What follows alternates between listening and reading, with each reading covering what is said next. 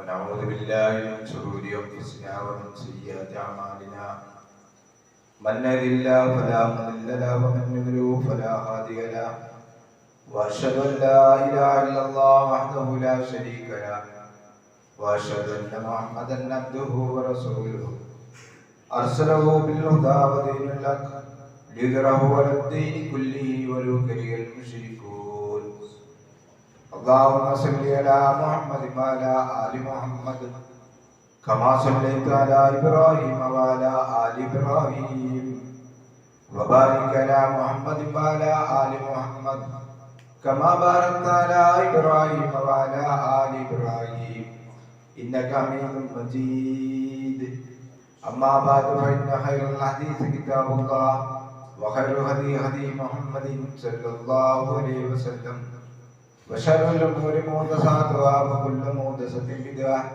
وكل بدعة ضلالة وكل ضلالة في النار أيها الناس اتقوا الله حق تقاته ولا تموتن إلا وأنتم مسلمون أعوذ بالله من الشيطان الرجيم بسم الله الرحمن الرحيم يا أيها الذين آمنوا كتب عليكم الصيام كما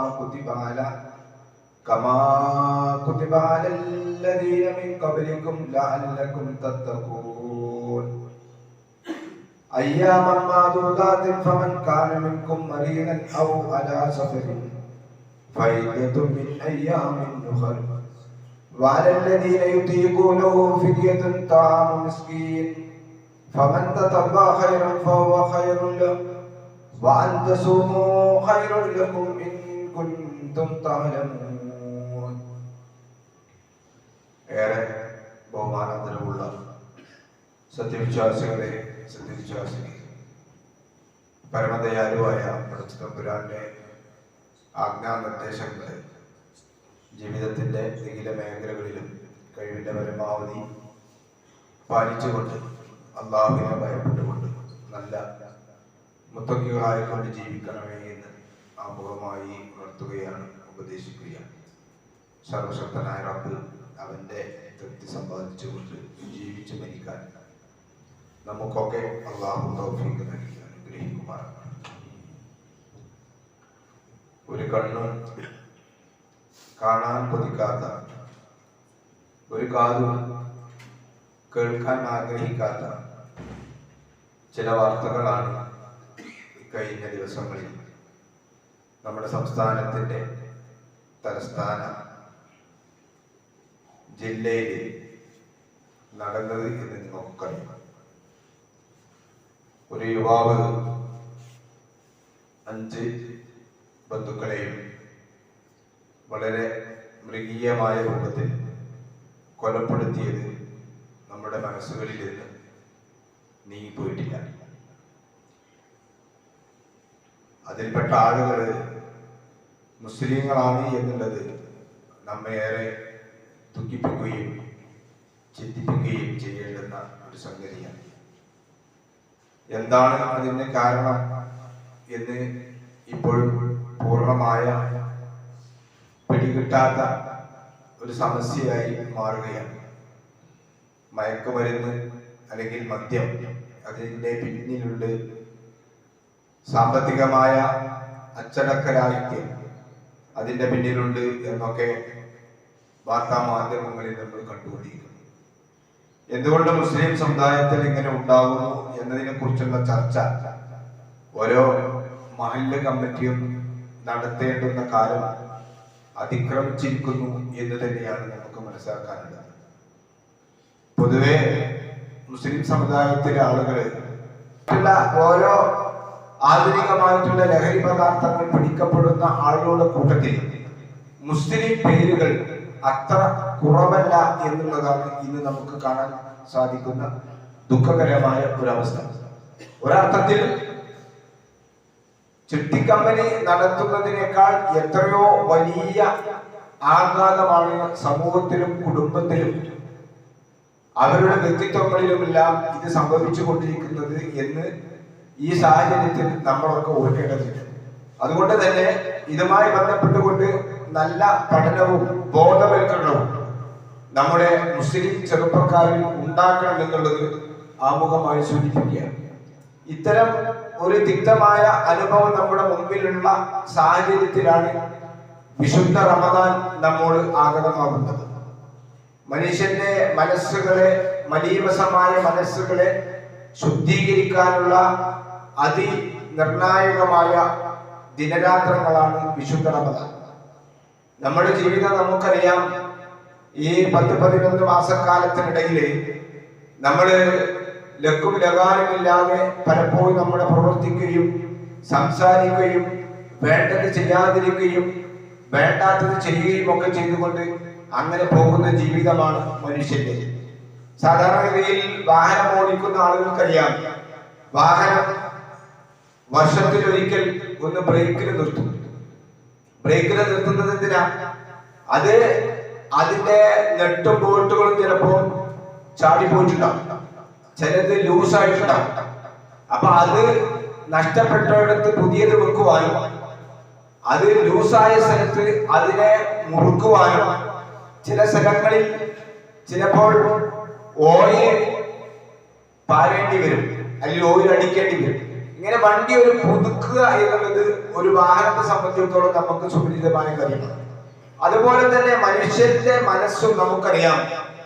അത് സംശുദ്ധമാക്കുന്നതിന് വേണ്ടി അതിന്റെ തെറ്റുകുറ്റങ്ങളൊക്കെ ഒന്ന് മാറി നല്ല ഒരു മനുഷ്യനായി വാർത്തെടുക്കുന്നതിന് വേണ്ടിയുള്ള ഒരു പ്രത്യേക ഒരു സാഹചര്യം വിശുദ്ധ റമദാനിലൂടെ ഉണ്ടാക്കുക എന്നതാണ് അല്ലാഹു തആല ഈ നോമ്പ് കൊണ്ട് ഉദ്ദേശിക്കുന്ന ഒരു ലക്ഷ്യം.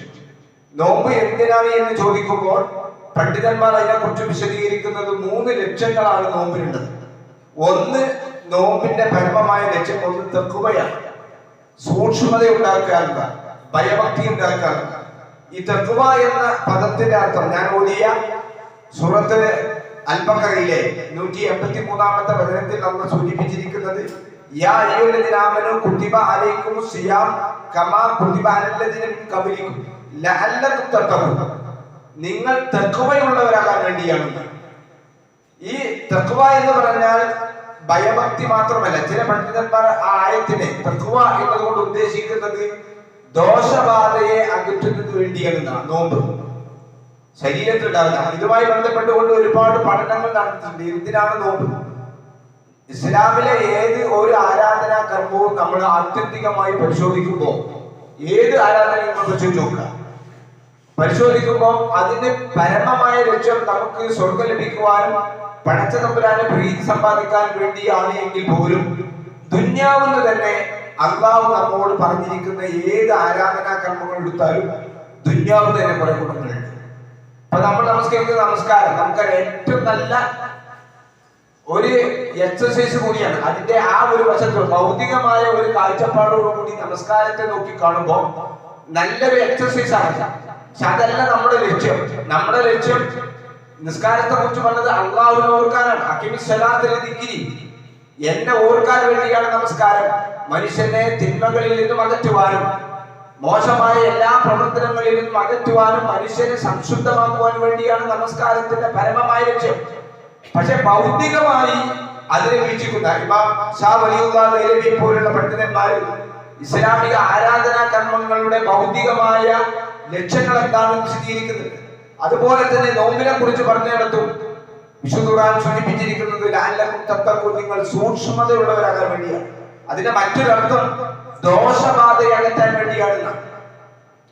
ഈ വൈദ്യശാസ്ത്രത്തിൽ നോബൽ സമ്മാനം നേടിയിരിക്കുന്ന പ്രൊഫസർ അലക്സിസ് കാർലൈ എന്ന് പറയുന്ന മഹാനായ ഒരു ഡോക്ടർ ഈ നോമ്പിനെ കുറിച്ച് സൂചിപ്പിക്കുന്നുണ്ട്. അദ്ദേഹം പറയുന്നത് എന്താ അറിയാം?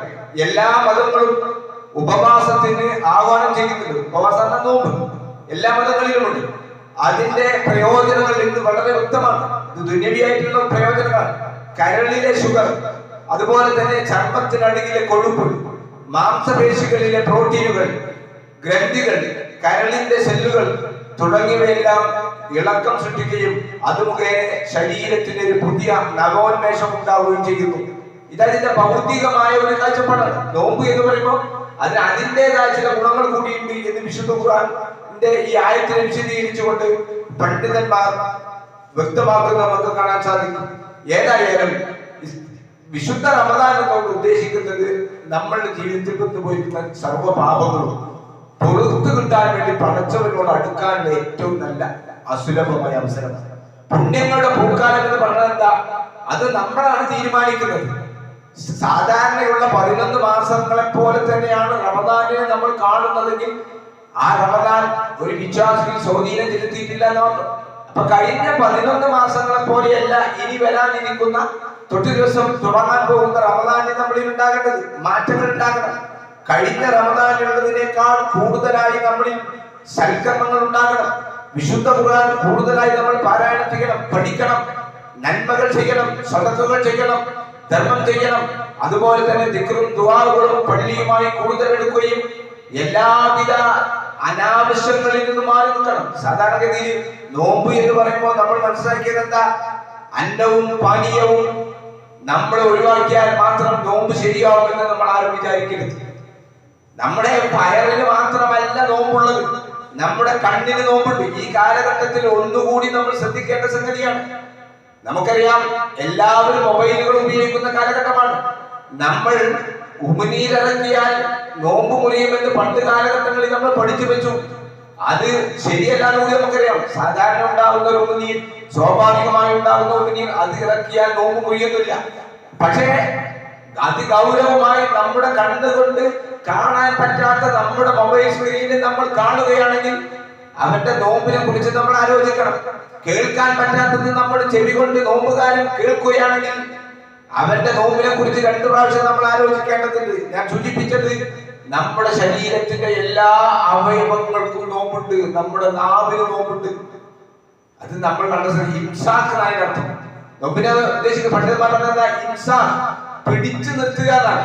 എല്ലാവിധ തിന്മകളിൽ നിന്നും പിടിച്ചു നിൽക്കാൻ കണ്ണുകൊണ്ട് കാണാവുന്ന, ചെവി കൊണ്ട് കേൾക്കാവുന്ന, നാവ് കൊണ്ട് സംസാരിക്കാവുന്ന എല്ലാ തിന്മകളിലും പിടിച്ചു നിർത്താൻ നമുക്ക് സാധിക്കണം.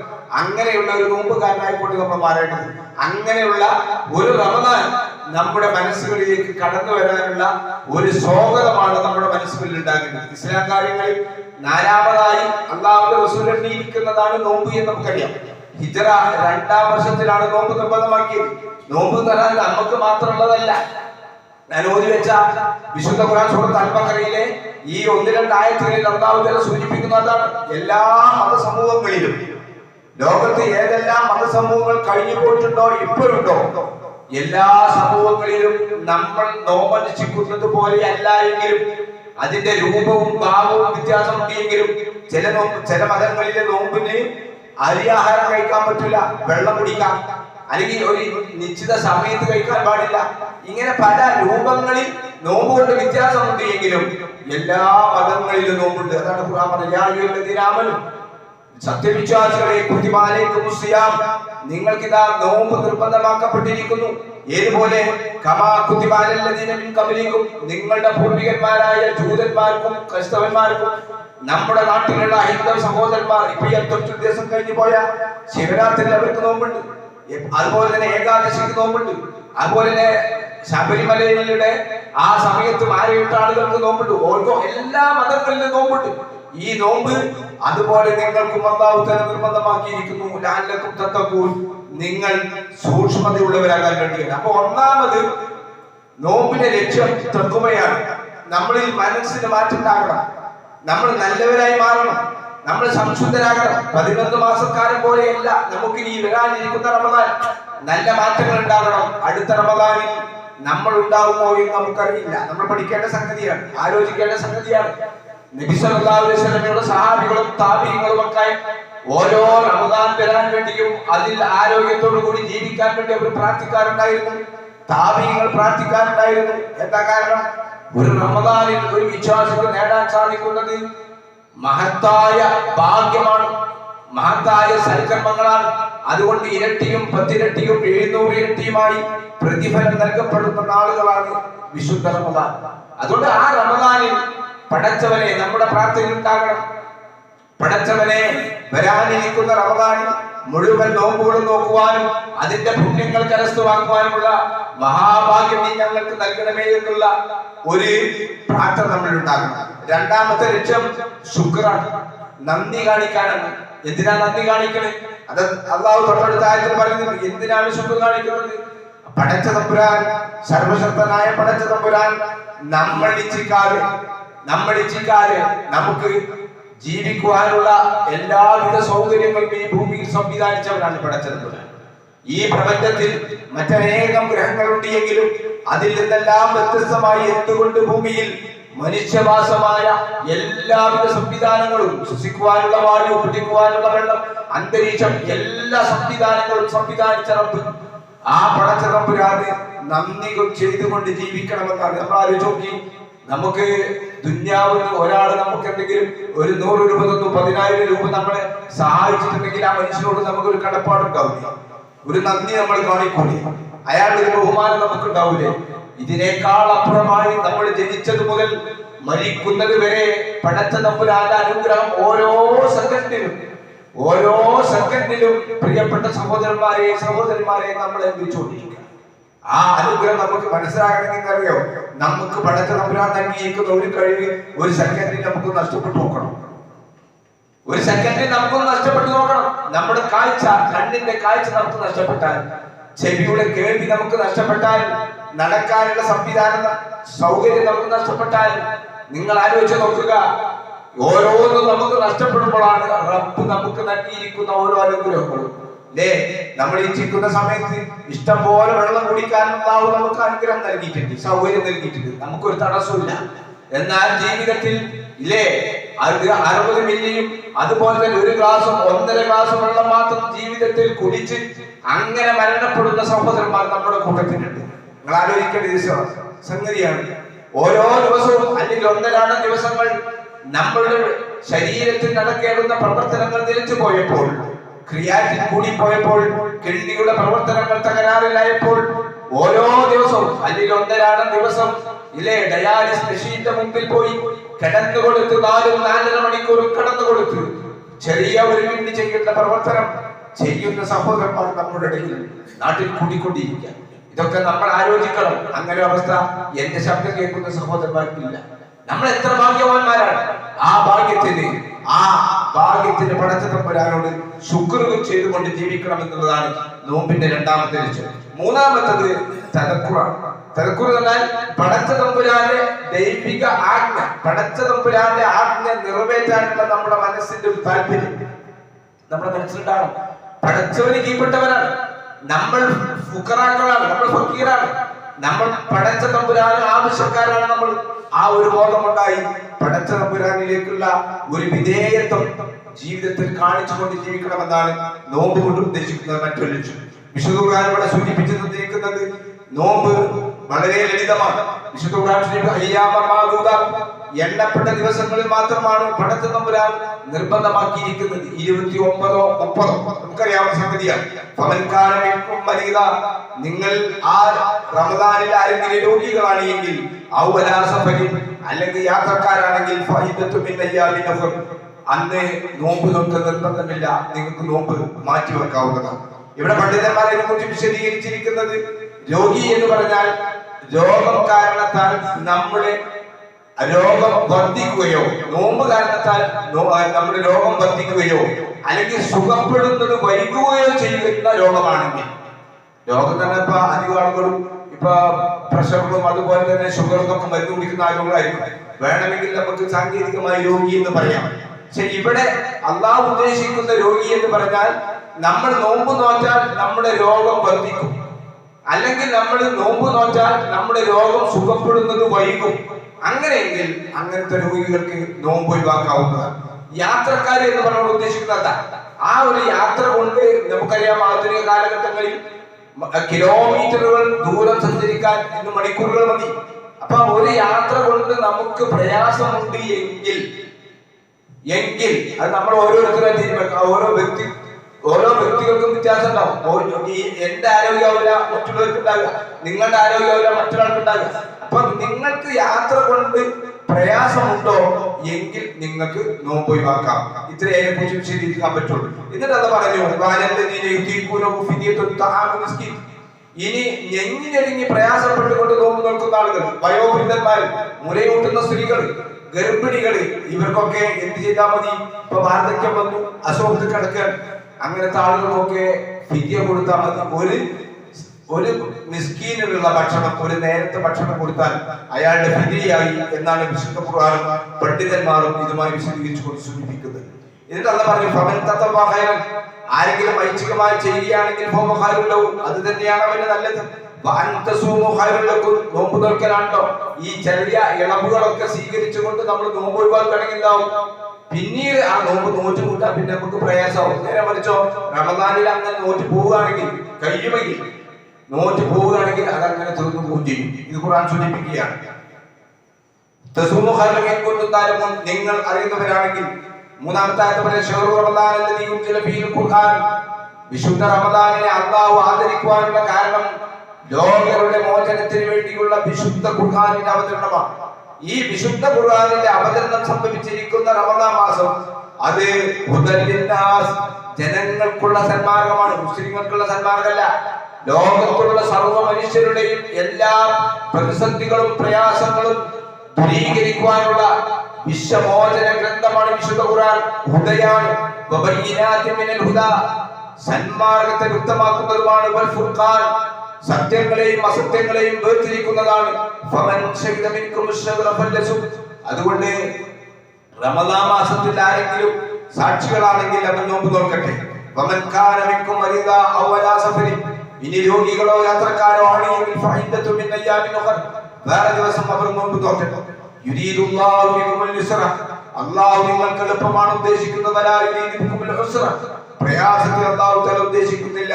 വലിതുഖ്ബിലിൽ ഇദ്ദത, നിങ്ങൾ എണ്ണം പൂർത്തീകരിക്കാൻ വേണ്ടിയാണ്. വലിതുഖബ്ബിറുല്ലാഹ അലാ മാ ഹദാകു, അല്ലാഹു നിങ്ങളെ സന്മാർഗ്ഗത്തിലാക്കിയതിന് അല്ലാഹുവിനെ പ്രകീർത്തനം നടത്തുവാൻ വേണ്ടിയുമാണ്. വലഅല്ലകും തുഷ്കുറൂൻ, നിങ്ങൾ നന്ദിയുള്ളവരായി തീരുന്നതിന് വേണ്ടി. എന്റെ പ്രിയപ്പെട്ട സഹോദരന്മാരെ, സഹോദരികളെ, വിശുദ്ധ റമദാനിൽ വിശുദ്ധ ഖുർആൻ അവതരിപ്പിച്ചിരിക്കുന്നു എന്നതാണ് അതിന്റെ പ്രധാനപ്പെട്ട കാര്യം. അതുകൊണ്ട് ഖുർആനുമായി നമ്മൾ കൂടുതൽ ബന്ധപ്പെടും. ഇത് സൂചിപ്പിക്കാനുള്ളതാണ്.